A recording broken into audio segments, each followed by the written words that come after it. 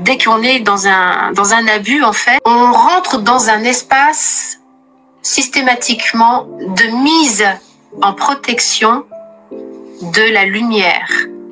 C'est ce qu'on appelle la sidération. C'est-à-dire que pour ne pas être brisé jusque dans notre vibration la plus pure, automatiquement, il y a quelque chose de nous qui se met en sauvegarde.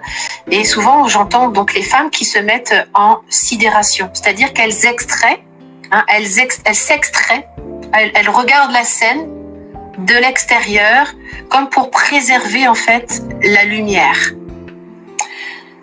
Donc la lumière est intouchable. Mais du coup, dans cet abus, bon, le viol, mais il y a plein d'autres formes d'abus, d'accord.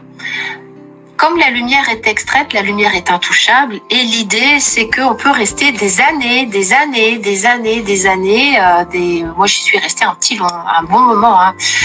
Et à un moment donné, en fait, il y a tellement d'énergie, en fait, à maintenir en place l'énergie d'abus. Et surtout, quand on a été abusé, l'abuseur, donc non seulement on va s'extraire, on extrait la lumière, donc on la met à distance pour que l'abuseur ne la vole pas.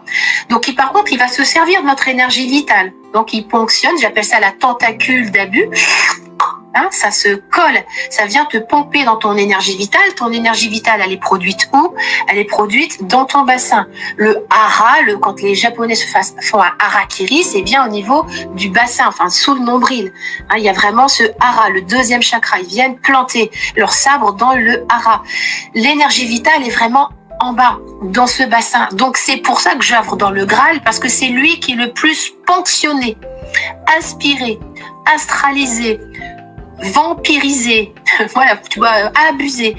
Le truc, c'est que quand l'abuseur vient te créer une ventouse, d'accord, quand ça s'est répété, par exemple, avec un parent ou avec un mari, avec un compagnon, peu importe la personne, quand c'est proche, il va en fait, au fur et à mesure de cette ponction, aussi instiller son poison.